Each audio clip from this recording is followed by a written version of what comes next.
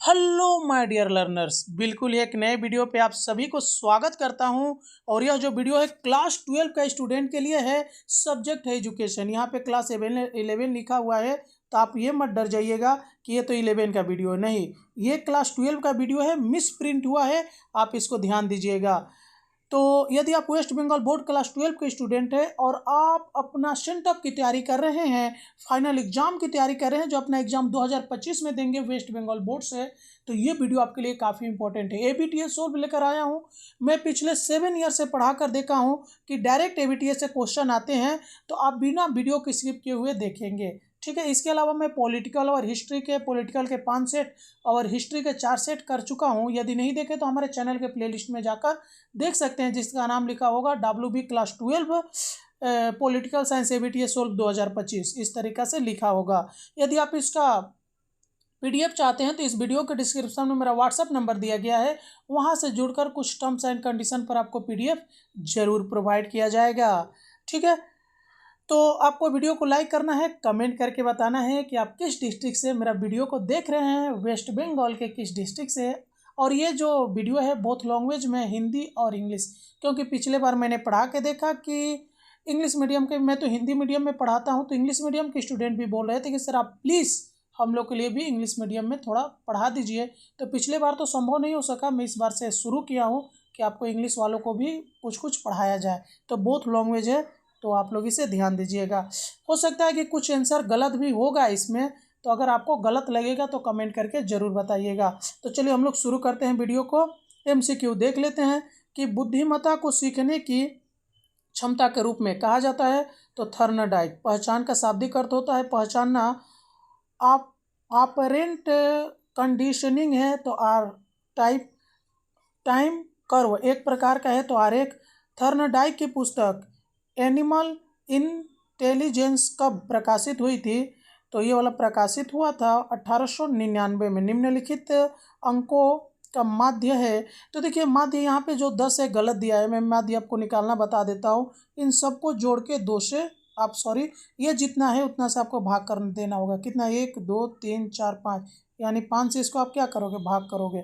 Comment करके बताओगे कि क्या आंसर आ रहा है। इसको 5 से भाग करके क्या इसका माध्य होगा। ओके। 75% सूत्र के अनुसार x और y अक्ष की लंबाई का अनुपात होता है तो 4:3 होता है।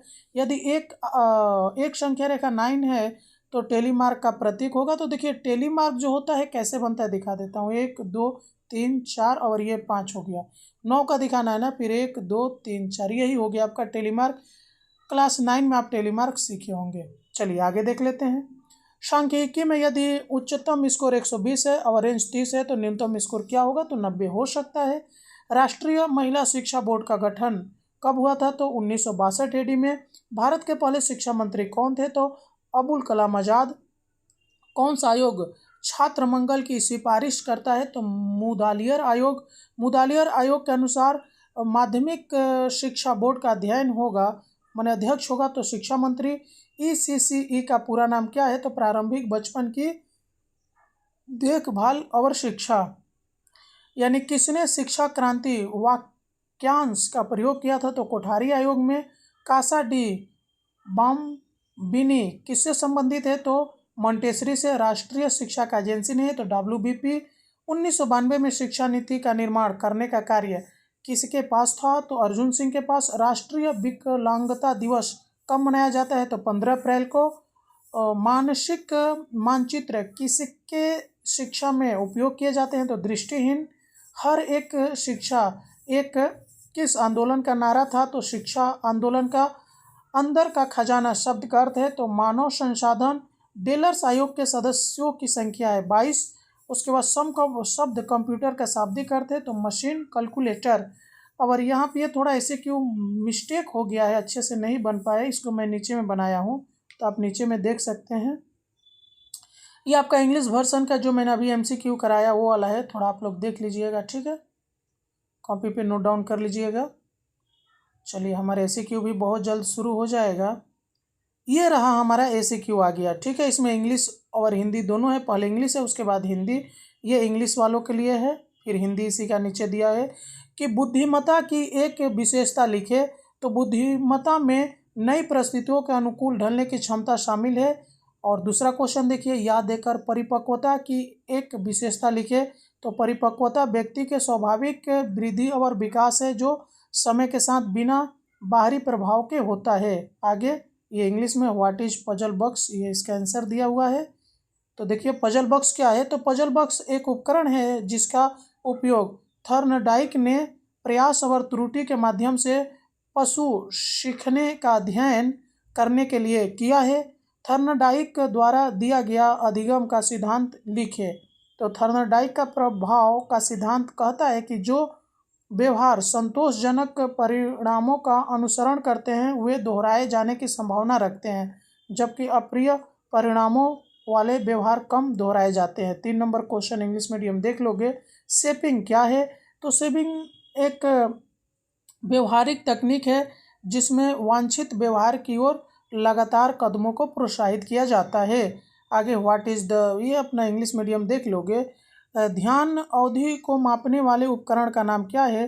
तो कंटिन्यूअस परफॉर्मेंस टेस्ट यानी CPT ध्यान अवधि को मापता है। ये इंग्लिश मीडियम देख लेना।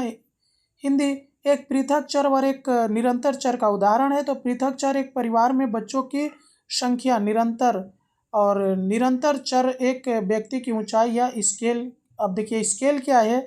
तो स्केल एक क्रमबद्ध माप प्रणाली है जो चर मापने के लिए एक संदर्भ मानक के रूप में उपयोग होती है। आगे देख लीजिए, संविधान का अनुच्छेद 15 में क्या कहा गया है। तो अनुच्छेद 15 में जाति, उसके बाद लिंग या जन्म स्थान के आधार पर भेदभाव को निषिद्ध करता है, माने अमान्य करता है। संविधान के अनुच्छेद 45 में क्या कहा गया है। तो संविधान का अनुच्छेद 45 राज्य को 14 वर्ष तक के सभी बच्चों के लिए मुफ्त और अनिवार्य शिक्षा प्रदान करने का निर्देश देता है। आगे देख लीजिए, श्री निकेतन किस प्रकार की संस्था है। तो श्री निकेतन एक ग्रामीण पुनर्निर्माण संस्था है जिसकी स्थापना रविन्द्रनाथ टैगोर ने की थी। इसका देख लीजिएगा आगे। माध्यमिक शिक्षा आयोग के अध्यक्ष कौन थे। तो डॉक्टर ए लक्ष्मण स्वामी मुदेलियर माध्यमिक शिक्षा आयोग के अध्यक्ष थे। माध्यमिक शिक्षा आयोग ने अपनी रिपोर्ट कब प्रस्तुत की थी। तो माध्यमिक शिक्षा आयोग ने 1953 में अपनी रिपोर्ट प्रस्तुत की थी। आगे SUPW का पूरा नाम क्या है। तो समाज उपयोगी उत्पादन कार्य, ठीक है। उसके बाद देख लीजिए इग्नू का पूरा नाम क्या है। तो इंदिरा गांधी राष्ट्रीय मुक्त विश्वविद्यालय। भारत में पहला ओपन विश्वविद्यालय कौन था। तो भारत का पहला ओपन विश्वविद्यालय इंदिरा गांधी मुक्त विश्वविद्यालय यानी इग्नू ही है। आगे देख लीजिए, इंग्लिश मीडियम वाला अपना करते रहेंगे। टॉकिंग बुक क्या है। तो टॉकिंग बुक एक ऑडियो रिकॉर्ड की गई किताब है जिसे दृष्टिबाधित लोगों के लिए डिजाइन किया गया है। आगे देख लीजिए, स्टाइल्स क्या है। तो स्टाइल्स एक नुकीला उपकरण है जिसका उपयोग ब्रेल लेखन या दृष्टिबाधित लोगों द्वारा किया जाता है। स्पर्श और कंपन प्रणाली के प्रवर्तक कौन है। तो दृष्टिबाधित बच्चों के पढ़ने और लिखने के लिए स्पर्श और कंपन प्रणाली के प्रवर्तक लुइस ब्रेल है। आगे देख लीजिए, सार्वभौमिक साक्षरता का क्या अर्थ है। तो सार्वभौमिक साक्षरता का अर्थ है कि सभी लोग पढ़ और लिख सकते हैं।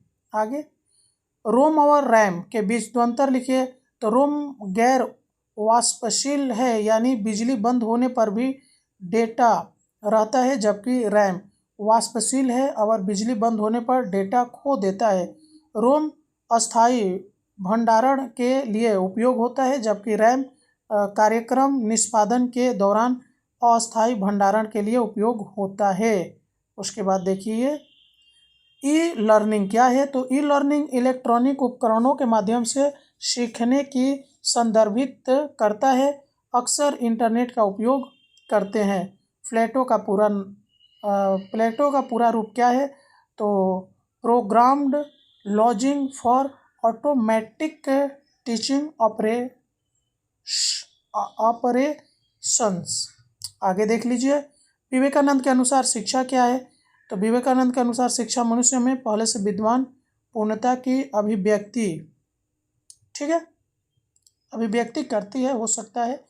तो इस वीडियो में इतना ही, मिलते हैं किसी और वीडियो में, तब तक के लिए जय हिंद।